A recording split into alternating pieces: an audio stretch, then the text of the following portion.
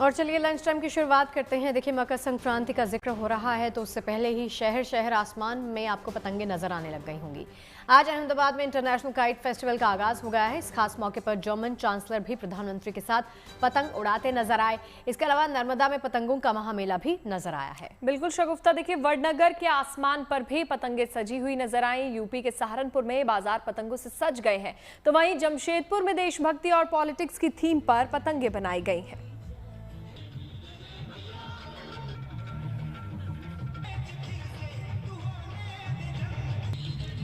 तो ये अलग अलग तस्वीरें आप देख रहे हैं। अब देश भर में पतंगबाजी की जा रही है और ये पूरा उत्सव मकर संक्रांति तक चलने वाला है।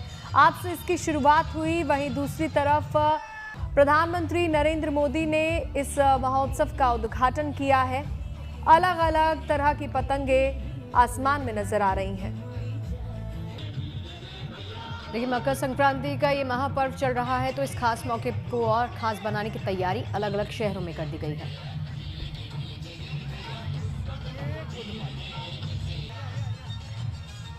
चलिए दिखाते हैं आपको गुजरात का रंग बिरंगा आसमान। यहाँ पर अहमदाबाद, नर्मदा और वडनगर में इंटरनेशनल काइट फेस्टिवल शुरू हो चुका है। अहमदाबाद में साबरमती रिवर फ्रंट पर पीएम मोदी और जर्मन चांसलर ने दोस्ती की पतंग से फेस्ट की शुरुआत की, तो वहीं नर्मदा और वडनगर में कल इस फेस्ट का शुभारंभ हुआ।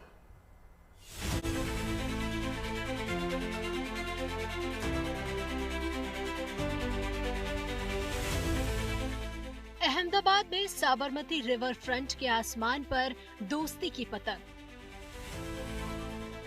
नर्मदा में स्टैच्यू ऑफ यूनिटी पर भारत की एकता की पतंग, रंग रंगीली पतंगों से सजा वडनगर का आकाश। ये गुजरात की अलग अलग जगहों पर मनाए जा रहे इंटरनेशनल काइट फेस्टिवल की शानदार तस्वीरें हैं। जहां अहमदाबाद में साबरमती रिवर फ्रंट पर पीएम मोदी और जर्मनी के फेडरल चांसलर फ्रेडरिक मर्ज ने दोस्ती की पतंग उड़ाकर इंटरनेशनल काइट फेस्टिवल का आगाज किया। दोनों ने यहां पतंगबाजी का खूब लुत्फ उठाया।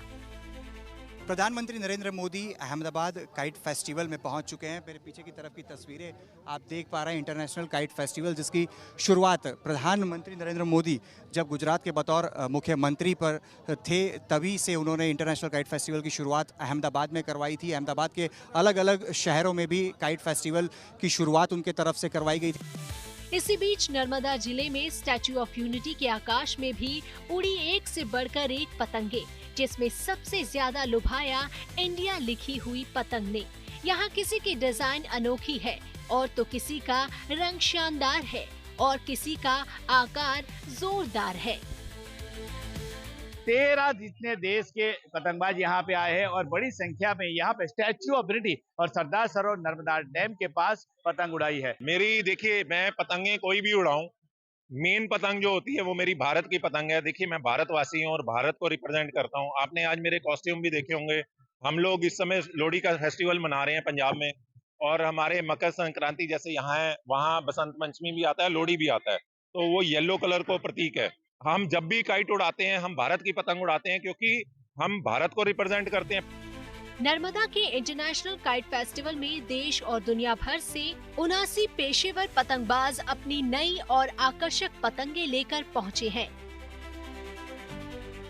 इन पेशेवर पतंगबाजों ने जब तितली, ड्रैगन, व्हेल, शार्क, बलून जैसी अनोखी पतंगों के साथ साथ पारंपरिक पतंगे उड़ाई तो पूरा आसमान रंगीन हो उठा। Most beautiful kite festival I've ever been to. It's only day 2 and we're just so impressed. We had a big welcome. This kite is about unity and global connectedness. यहाँ राज्य के जल संसाधन और जल आपूर्ति राज्य मंत्री ईश्वर सिंह पटेल ने तालियों की गड़गड़ाहट के बीच गुब्बारे उड़ाकर पतंगों के इस मेले की शुरुआत की। ऐतिहासिक नगरी वडनगर में अंतर्राष्ट्रीय पतंग महोत्सव का भव्य आयोजन किया गया। मकर संक्रांति के पर्व से पहले आयोजित इस महाउत्सव में देश विदेश के पतंगबाजों ने अपनी हुनर का जादू बिखेरा। यहाँ मेहसाणा की धरती पर 5 से अधिक देशों के पतंगबाजों ने हिस्सा लिया। इंडोनेशिया और अर्जेंटीना के पतंगबाज तो अनोखी पतंगों का युद्ध देखकर बेहद खुश दिखे और उन्होंने भारतीय संस्कृति और मेहमान नवाजी की जमकर तारीफ भी की। मेहसाणा के प्रभारी मंत्री और हजारों लोगों की उपस्थिति में यहां आसमान रंग बिरंगी पतंगों से छा गया था। हर साल जनवरी के महीने में होने वाले ये इंटरनेशनल काइट फेस्टिवल न सिर्फ मकर संक्रांति के मौके पर गुजरात की पतंग संस्कृति को बढ़ावा देता है, बल्कि दुनिया भर से पर्यटकों को भी आकर्षित करता है। अहमदाबाद से अतुल तिवारी, नर्मदा से नरेंद्र पेपरवाला और वडनगर से मनीष मिस्त्री के साथ bureau report, good news today. अब देखिए, पतंगबाजी के शौकीन तो मकर संक्रांति का इंतजार करते हैं। इस दिन हवा में उनकी पतंगे लहराती हैं, दूर दूर तक सैर करके आती हैं। तभी तो पतंग के बाजारों में अच्छी खासी चहलकदमी देखी जा सकती है। लोग अलग अलग डिजाइन और रंग वाली पतंगे भी खूब खरीदते हैं।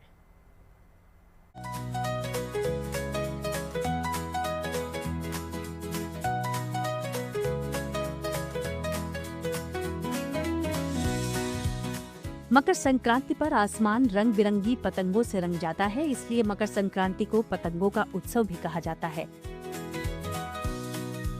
अब पतंग उत्सव इतना फेमस हो चुका है कि विदेश से भी पतंगबाज भारत पहुंचते हैं और अपना हुनर दिखाते हैं।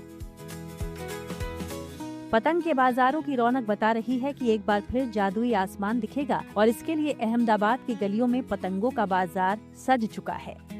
14 और 15 जनवरी के दिन मकर संक्रांति मनाई जाती है और इस दिन आसमान में रंग बिरंगी पतंग लोग उड़ाते हैं और उत्तरायण का त्योहार मनाते हैं। मेरे पीछे की तरफ की आसपास की जो तस्वीरें आप देख पा रहे हैं, ये कालूपुर में स्थित दुकान की तस्वीर है जहां पे पतंग बनाए जाते हैं और पतंग बेचे भी जाते हैं। उत्तरायण जैसे ही करीब आती है, दिसंबर खत्म होता है, जो गुजरात के अलग अलग शहर है उसमें जो बच्चे होते हैं वो पतंग उड़ाने की शुरुआत कर देते हैं और उत्तरायण करीब आते ही शनि रवि की छुट्टियों में तो आसमान रंग बिरंगी पतंगों से भर जाता है। अहमदाबाद के बाजारों में एक से बढ़कर एक पतंगे हैं। ऑपरेशन सिंदूर की थीम वाली पतंगे शौर्य का गान कर रही हैं, जबकि फिल्मी सितारों की तस्वीरें वाली पतंगे फिजा में खुशनुमा एहसास घोल दे रही हैं।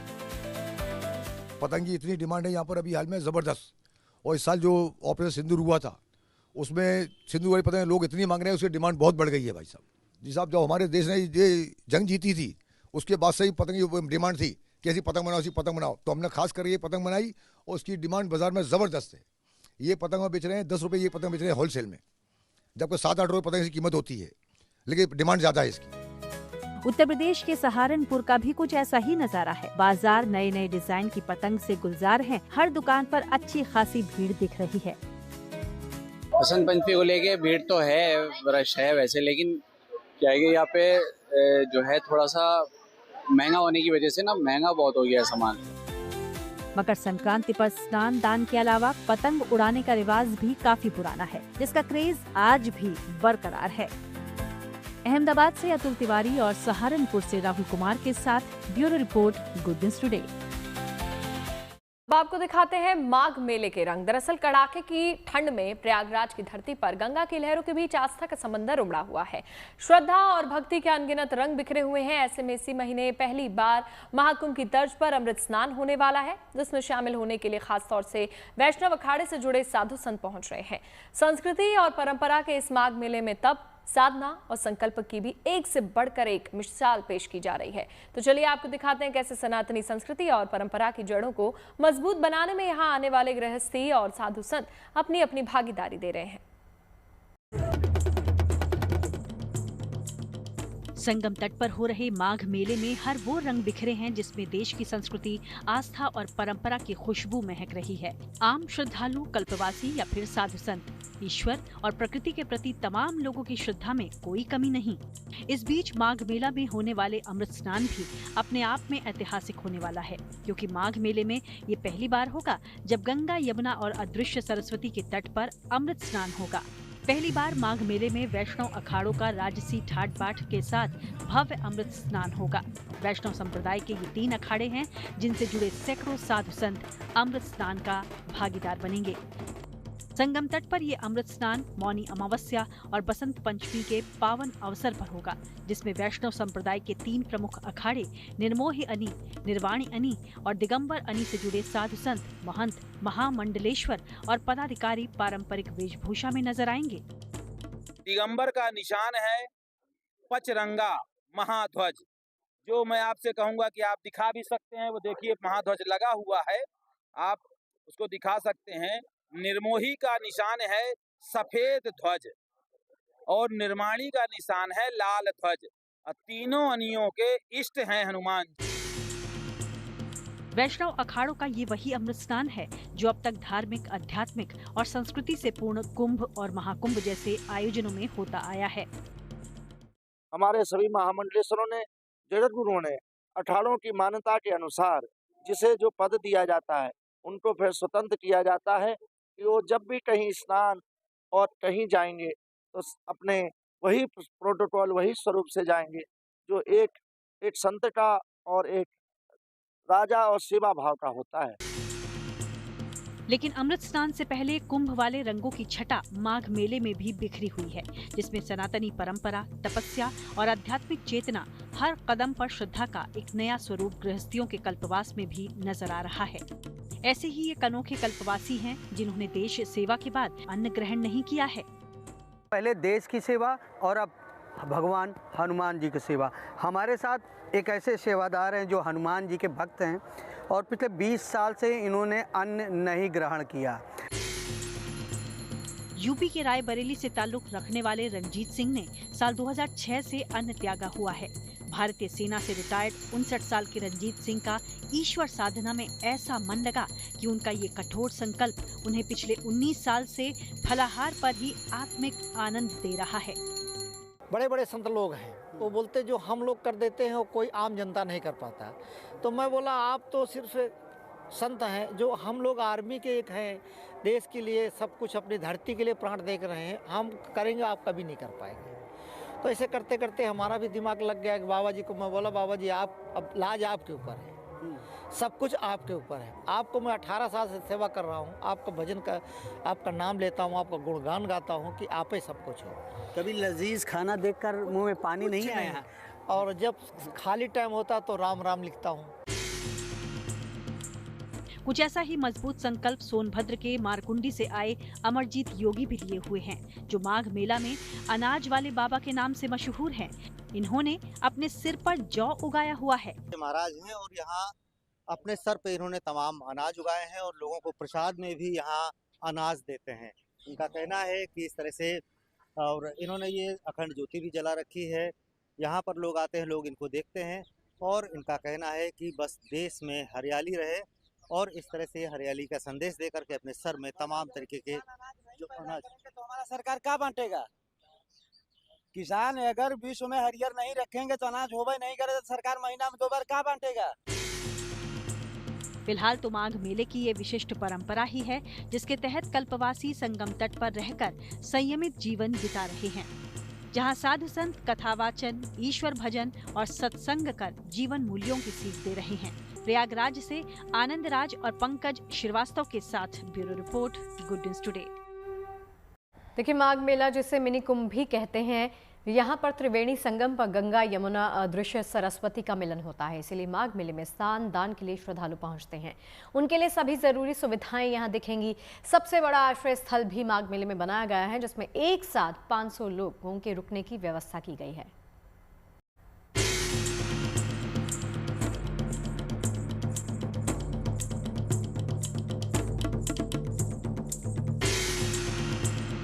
माघ मेले में हर हर गंगे की गूंज है। संगम की तरफ जाने वाले हर रास्ते पर श्रद्धा भक्ति की उमंग है। माघ मेला सिर्फ एक धार्मिक आयोजन भर नहीं है, बल्कि एक आध्यात्मिक यात्रा है, जहां लाखों श्रद्धालु आत्मशुद्धि, पाप मुक्ति और मोक्ष की ओर बढ़ते हैं। देश विदेश से श्रद्धालु पतित पावनी गंगा में डुबकी लगाने के लिए पहुंच रहे हैं। श्रद्धालुओं की बढ़ती भीड़ को देखते हुए उनकी सुविधाओं के लिए ही अलग अलग तरह के इंतजाम किए गए हैं। इसी वजह से माघ मेला कई नए कीर्तिमान रच रहा है। इन्हीं में से एक है माघ मेले में बना सबसे बड़ा आश्रय स्थल। महामाघ मेला में जहां एक और स्वास्थ्य व्यवस्थाएं और श्रद्धालुओं के हर अहम चीज़ को देखा जा रहा, तो वहीं आश्रय स्थल बनाया गया जहां पर लोगों के लिए अच्छी सुविधाएं दी गई, यानी जो श्रद्धालु दूर दराज से आते हैं उनके लिए एक बेड दिया गया और बेड का जो रेट है महज 20 रुपये है 24 घंटे का। ऊपर से उन लोगों को खाना भी फ्री है। इस आश्रय स्थल में एक टेंट के नीचे 500 से अधिक श्रद्धालु एक साथ रह सकते हैं। श्रद्धालुओं को यहाँ 24 घंटे ठहरने के लिए सिर्फ 20 रुपए देने होंगे। प्रथम दृष्टिया 500 बेड का ये हमारा आश्रय स्थल है और उत्तर प्रदेश सरकार की ओर से ये व्यवस्था दी गई है। 20 रुपये प्रति व्यक्ति चार्ज है 24 घंटे का और हर पर्व पे, स्नान पर्व पे एक दिन आगे पीछे यानी 3 दिन 50 रुपये पर व्यक्ति चार्ज है 24 घंटे का। इस आश्रय स्थल में एक साफ सुथरा बेड मिलेगा। बेड पर सुंदर चादर लगी होगी। तकिया और ठंड से बचाव के लिए कंबल भी दिया जा रहा है। इतना ही नहीं, श्रद्धालुओं को गर्म पानी की भी सुविधा है। यहाँ हमारा बाथरूम भी है, नल जल भी लगा हुआ है और अंदर जो है चद्दर, तकिया, गद्दा और कंबल की व्यवस्था है। आपको जानकर हैरानी होगी कि यूपी सरकार की तरफ से इतनी बड़ी क्षमता वाले 5 से ज्यादा आश्रय स्थल माघ मेला क्षेत्र में बनाए गए हैं।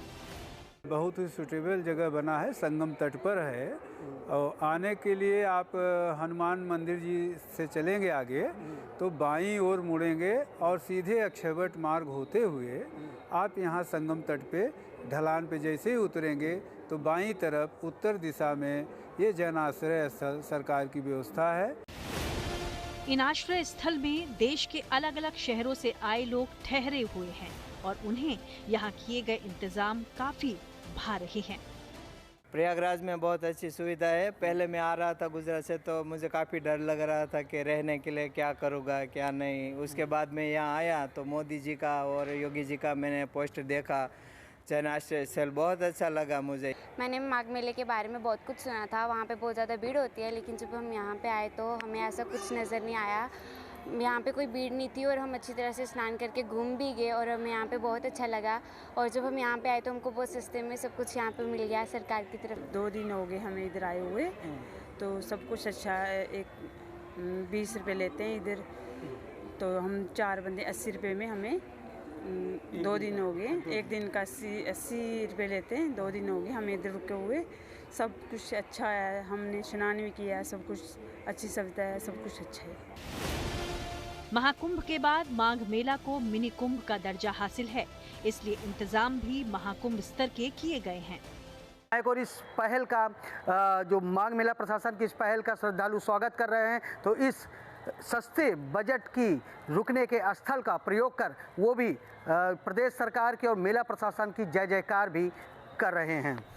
Anand Raj, good news today, Prayagraj. Bachchan के दीवानों की कमी नहीं है, लेकिन सूरत के उद्योगपति सुनील की बात ही कुछ और है। सुनील ने ये ठान लिया था कि जब तक महानायक नहीं आएंगे वो अपने घर का गृह प्रवेश नहीं करेंगे। आखिर उनकी तपस्या का फल उनको मिला और 19 महीने के इंतजार के बाद वो घड़ी आई और महानायक के हाथों उनके घर का गृह प्रवेश हुआ।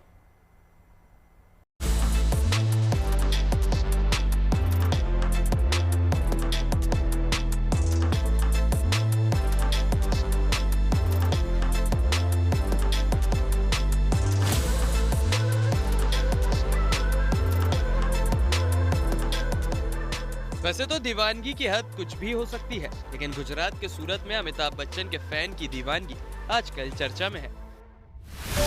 सूरत में रहने वाले एक उद्योगपति ने सदी के महानायक को बुलाकर ही अपने घर का गृह प्रवेश किया। इसके लिए उस शख्स ने 19 महीने का इंतजार किया। जब महानायक सुनील शाह के घर पहुंचे तो नजारा देखने लायक था। अमिताभ बच्चन को नए घर में बुलाकर गृह प्रवेश के लिए सुनील ने 19 महीने इंतजार किया, तब जाकर उनका सपना पूरा हो सका। 19 महीने के इंतजार के बाद जब अमिताभ बच्चन उद्योगपति के घर पहुंचे तो नजारा देखने लायक था। बिग बी के घर आने पर सुनील ने उनके स्वागत के लिए तमाम तैयारियां कर रखी थी। सुनील शाह ने अमिताभ के पहुंचने पर रिबन कटवाकर गृह प्रवेश करवाया था।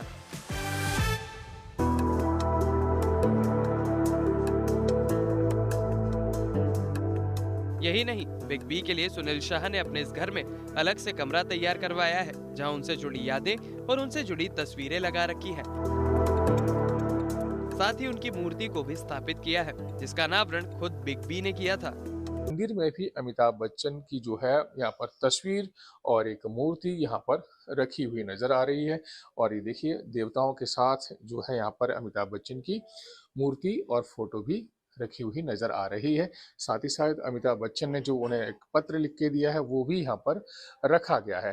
तो अब आप समझ सकते हैं, जब मंदिर में ही अमिताभ बच्चन जी को जगह दी गई हो तो ये कितने बड़े फैन उनके हो सकते हैं। ये हॉल की तस्वीरें, हॉल में भी देखेंगे आप अभिषेक बच्चन के साथ और अमिताभ बच्चन के साथ उनकी ये तस्वीरें यहाँ पर लगाई गई।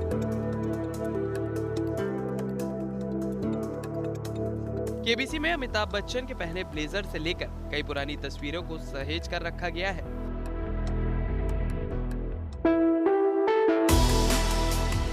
सुनील शाह ने अपने घर के मंदिर में महानायक की मूर्ति भी रखी है।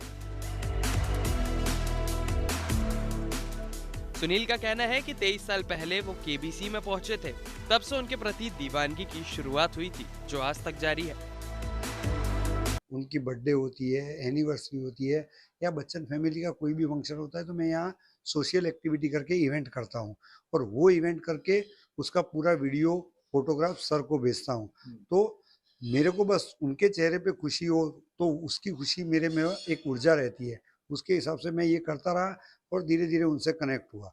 और कनेक्ट होने के बाद उन्होंने जो इवेंट किए, ये रूम मैंने मेरे नए घर में बनाया है, तो इवेंट के कुछ इवेंट के, सब इवेंट के तो मैं नहीं ले सकता, लेकिन कुछ इवेंट के मैंने यहाँ फोटोग्राफ्स बनाए, ऐसा पूरा कॉन्सेप्ट बनाया है थिएटर रूम का। सूरत से संजय सिंह राठौर के साथ bureau report, good news today. मौसम का रुख कर लेते हैं। देश के पहाड़ी इलाकों में इन दिनों बर्फ की बहार है, इसके साथ ही कड़ाके की सर्दी जारी है।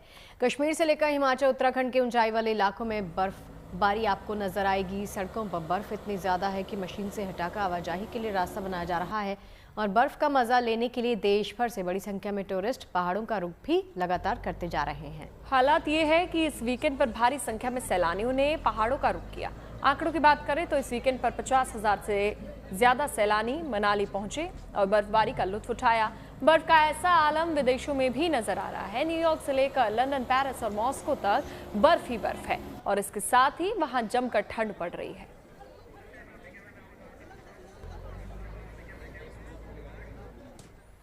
तो कश्मीर में कड़ाके की ठंड ने जनजीवन को अपनी चपेट में ले लिया है। श्रीनगर में लगातार रात का तापमान -6 डिग्री सेल्सियस तक पहुंच रहा है। पहाड़ी क्षेत्रों में पड़ रही भीषण ठंड की वजह से छोटे झरने, नाले और पानी की पाइपलाइन जम गई है। शोपियां, कुलगाम और बारामूला जैसे इलाकों में डीप फ्रीज देखा जा रहा है। मौसम विभाग के मुताबिक फिलहाल किसी भी वेस्टर्न डिस्टर्बेंस की संभावना नहीं है। IMD ने अगले एक हफ्ते तक किसी तरह की जमा देने वाली ठंड बने रहने का अनुमान जताया। तो बर्फ के बीच कैसे जम गई है यहाँ के नदी झरने, बता रहे हमारे सहयोगी मीर फरीद। देखिए, कश्मीर में हर नई रात बीती रात का जो न्यूनतम तापमान का रिकॉर्ड है तोड़ती जा रही है। -5, -6 पे पारा टिका हुआ है और उसके चलते चूंकि ड्राई कोल्ड है तो सब कुछ जमा हुआ है। जहां डल लेक के ऊपर एक मोटी आइस की लेयर है, वहीं श्रीनगर के बाहर आप जाएंगे तो जो नदी नाले हैं, झरने हैं, इवन जो पानी की पाइप्स हैं वो भी जम गई हैं, जिसके चलते जो वाटर वर्क्स हैं उनको कई जगह आग जलानी पड़ रही है इस फ्रीज को तोड़ने के लिए, ताकि वाटर सप्लाई जो है वो घरों तक पहुंच सके। पहाड़ी इलाकों में ज्यादा बुरा हाल है और IMD का माने तो जो ये रात का डीप फ्रीज है ये अभी खत्म होने वाला नहीं है, यानी कि जो ये प्रचंड ठंड है ये अभी अपना कब्जा जमाई रखेगी, क्योंकि अभी कोई वेस्टर्न डिस्टर्बेंस नहीं, कोई बारिश बर्फ जो है आगे कम से कम 8-10 दिन तक नहीं दिख रही। तो ये जो ड्राई कोल्ड है ये बना रहेगा। इसके चलते लोगों की मुश्किलें जरूर बढ़ गई हैं। हालांकि गुलमर्ग, सोनमर्ग जैसी जगहों पे जहां बर्फ है वहां सैलानी काफी आ रहे हैं, लेकिन जो स्थानीय लोग हैं उनकी परेशानियां बढ़ गई हैं, क्योंकि नलके जम रहे हैं, पाइपें फट रही हैं और लोगों को जो पुराने तरीके थे गर्मी के, चाहे कांगड़ी हो, चाहे बुखारी या जो बॉनफायर है, उसकी मदद से जो है अभी जिंदगी काटनी पड़ रही है। तो अभी ठंड से जो है कोई राहत नहीं मिलने वाली और इसका असर सीधा सीधा जो शीतलहर बन के पूरे मैदानी इलाकों में है, जहां पारा जो है आने वाले दिनों में और गिरने वाला है और ठंड बढ़ने वाली है। IMD का माने तो जो ये रिपल इफेक्ट है पहाड़ की ठंड का और सूखी ठंड का, इसका असर पूरे उत्तरी भारत में दिल्ली, पंजाब, हरियाणा में आने वाले दिनों में देखा जाएगा, जहां सुबह और शाम में बहुत जबरदस्त और रात में ठंड हो सकती है और दिन में धूप के पीरियड जो हैं काफी कम होंगे। उसके साथ साथ जो कोहरा है वो भी बढ़ेगा, खासकर सुबह और शाम के समय में। तो जबरदस्त ठंड और फिलहाल इससे कोई राहत नहीं। घाटी की बात करें तो एक अलग लेवल, और लद्दाख की तरफ अगर आप जाएंगे तो वहां भी नए रिकॉर्ड टूट रहे हैं, जहां -22 तक पारा लुढ़का है। कई जगह जो लद्दाख की हैं, खासकर अगर आप द्रास की बात करें, वहां भी बहुत जबरदस्त ठंड पड़ रही है। तो अभी ठंड से कोई राहत नहीं, क्योंकि ड्राई स्पेल चलेगा और अगला वेस्टर्न डिस्टर्बेंस या बारिश का अगर कोई अभी इम्कान है वो 20 जनवरी के आसपास है। तो तब तक जो ये सूखी ठंड है ये झेलनी पड़ेगी घाटी को और इसका असर पूरे उत्तरी भारत में देखा जाएगा। मीर फरीद, श्रीनगर। और देखिए, कश्मीर घाटी में सर्दी के बढ़ते असर के साथ ही पारंपरिक मांसाहारी व्यंजन हरिसा एक बार फिर से हजारों लोगों के नाश्ते की पहली पसंद बन गया है, खासकर श्रीनगर और अन्य शहरी इलाकों में। इसे रात भर खास मसालों को धीमी आंच पर पकाकर तैयार किया जाता है। इस पकवान को आमतौर पर फर्ज की नमाज के बाद गर्मा गर्म परोसा जाता है। विक्रेता सुबह सवेरे ही इसकी बिक्री करना शुरू कर देते हैं। कश्मीर में आजकल ठंड का माहौल चल रहा है। इस वक्त सुबह के करीब 8 बजे हैं और टेम्परेचर श्रीनगर का -3 डिग्री है। इस माइनस टेम्परेचर में भी यहाँ पर कुछ दुकानें सजी होती हैं, खास तौर से हरीसा, कश्मीर का वो रिवायती पकवान जिसको बनाने में करीब 24 घंटे लगते हैं। लेकिन सुबह सवेरे इस कड़क की ठंड में हर हरीसे के दुकान पर न सिर्फ लोग चाव से इसको खाते हैं, बल्कि साथ ही साथ अब ये पर्यटकों में भी लोकप्रिय हो रहा है। हरीसे को लेकर जो कि आप यहाँ देख रहे हैं कि ये कहा जाता है कि ये बॉडी को वो ऊर्जा और गर्मी देता है जिससे ठंड कम महसूस होती है और लोगों की सेहत भी अच्छी रहती है। पिछले कुछ सालों के दौरान अब कश्मीर का ये हरीसा बहुत ही लोकप्रिय हो रहा है। अशरफ वानी, श्रीनगर। पहाड़ों पर हो रही बर्फबारी और ठंड का असर मैदानी इलाकों में देखा जा रहा है। उत्तर भारत में भी ठंड बढ़ गई है। दिल्ली में तापमान 3 डिग्री सेल्सियस से नीचे खिसक गया।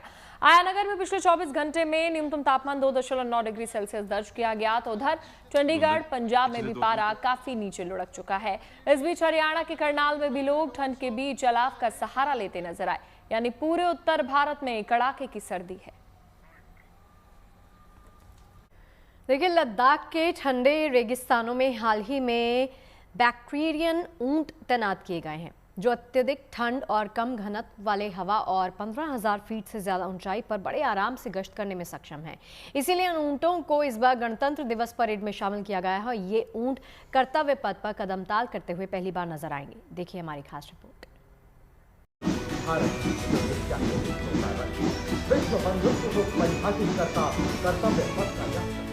देश की आन बान और शान का प्रतीक है गणतंत्र दिवस परेड, जिसमें देश की सैन्य क्षमता, संस्कृति और परंपरा की झलक मिलती है।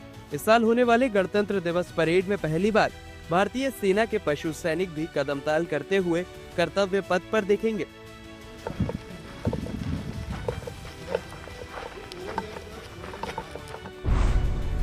इस दल में 2 बैक्टीरियन ऊंट, 4 जांस्कर, 4 शिकारी पक्षी, 10 भारतीय नस्ल के मिलिट्री डॉग्स और सेवा में मौजूद 6 पारंपरिक आर्मी डॉग्स शामिल होंगे।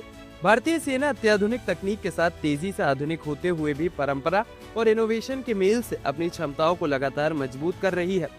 इसी कड़ी में पहली बार 2 कुबड़ वाले बैक्टीरियन ऊंट गणतंत्र दिवस परेड में भाग लेंगे। इन ऊंटों को भारतीय सेना में अंतिम मील रसद वितरण और पूर्वी लद्दाख के ठंडे रेगिस्तान में गश्ती कार्यों के लिए शामिल किया गया है, जो LAC के पास मौजूद है। राशन पहुंचाने के अलावा इन ऊंटों का उपयोग दुर्गम इलाकों में लंबी दूरी की गश्त के लिए भी किया जाता है, जहां वाहन नहीं पहुंच सकते। शुरुआती चरण में 1 दर्जन से ज्यादा बैक्टीरियन ऊंटों को सेवा में शामिल किया जा चुका है। परेड के दौरान 2 बैक्टीरियन ऊंट कर्तव्य पथ पर मार्च करते हुए दिखाई देंगे, जो दिल्ली में पहली बार दिखेंगे। पारंपरिक रूप से मंगोलिया और मध्य एशिया में पाए जाने वाले ये ऊंट सदियों पहले प्राचीन सिल्क रूट के रास्ते लद्दाख पहुंचे थे और अब नुब्रा घाटी के हुंडर गांव में इनका प्रोडक्शन किया जाता है। पिछले 2 सालों में बैक्टीरियन ऊंट सबसे कठिन मौसमी परिस्थितियों में अमूल्य साबित हुए हैं। ये ऊँट 15,000 से 18,000 फीट की ऊंचाई पर आराम से काम कर सकते हैं। 150 से 200 किलोग्राम का भार उठा सकते हैं और -20 डिग्री सेल्सियस तक के कम तापमान में भी इनके काम पर कोई फर्क नहीं पड़ता। ये ऊँट बिना पानी के भी लंबे समय तक यानी 72 घंटे तक जीवित रह सकते हैं, जो इन्हें लद्दाख के शुष्क और बर्फीले रेगिस्तानी इलाके के लिए आदर्श बनाता है। डबल हम्प कैमल भारत में सिर्फ नोब्रा वैली, लद्दाख की नोब्रा वैली में पाया जाता है। ऊँटों की प्रजाति जो ये की मंगोलिया की है, दरअसल कुदरत ने हाई आल्टीट्यूड में इस जानवर को बहुत सारी खूबियां दी है, जिनमें सबसे बड़ी खूबी ये है कि ये 14,000 से 16,000 फीट की ऊंचाई तक एक घोड़े से या कच्चर से 5 गुना ज्यादा वजन उठाता है। चीन के साथ जब से विवाद बढ़ा है, तब से डबल हम्प ऊंट सेना के लिए किसी जहाज से कम नहीं है। ये उन जगहों तक सेना को रसाई और हथियार पहुंचाता है जहां पर एक इंसान के लिए कोई भी बोझ ढोना मुश्किल भी है और नामुमकिन भी। बैक्ट्रियन ऊँटों की घनी बोहें, लंबी पलकें और बंद होने योग्य नथुने उन्हें धूल और बर्फीली हवाओं से बचाते हैं, जबकि उनके चौड़े खुरदुरे पैर उन्हें बर्फ, चट्टान और रेत पर आसानी से स्थिर गति प्रदान करते हैं। भारतीय सेना ने कुछ समय पहले ही पूर्वी लद्दाख में चीन के साथ विवादित और ऊंचाई वाले सीमावर्ती इलाकों में रसद और गश्त के लिए 2 कुबड़ वाले बैक्ट्रियन ऊँटों को औपचारिक रूप से शामिल किया है। यह वो इलाका है जहां ऑल टेरेन वाहन और खच्चर भी मुश्किल से चल पाते हैं। डीआरडीओ की यूनिट रक्षा उच्च ऊंचाई अनुसंधान संस्थान, जो भारतीय सेना के रिमाउंट और पशु चिकित्सा कोर के सहयोग से काम कर रही है, उसने 2023 में लद्दाख में उन ऊँटों का परीक्षण शुरू किया था और लेह में मौजूद फायर एंड फ्यूरी कोर को 14 ऊँट सौंप दिए हैं। 7 फीट ऊंचे कुबड़ वाले और 600 से 1000 किलोग्राम वजनी ये मजबूत जानवर अदम्य शक्ति और सहन शक्ति से भरपूर होते हैं। उबड़ खाबड़ इलाकों में भार ढोने की उनकी क्षमता उन्हें लद्दाख में उपयोगी और जरूरी बनाती है। इन ऊँटों को उच्च ऊंचाई वाले क्षेत्रों में नकली छोटे हथियारों और मोर्टार फायरिंग के बीच गश्त करने के लिए प्रशिक्षित किया गया है।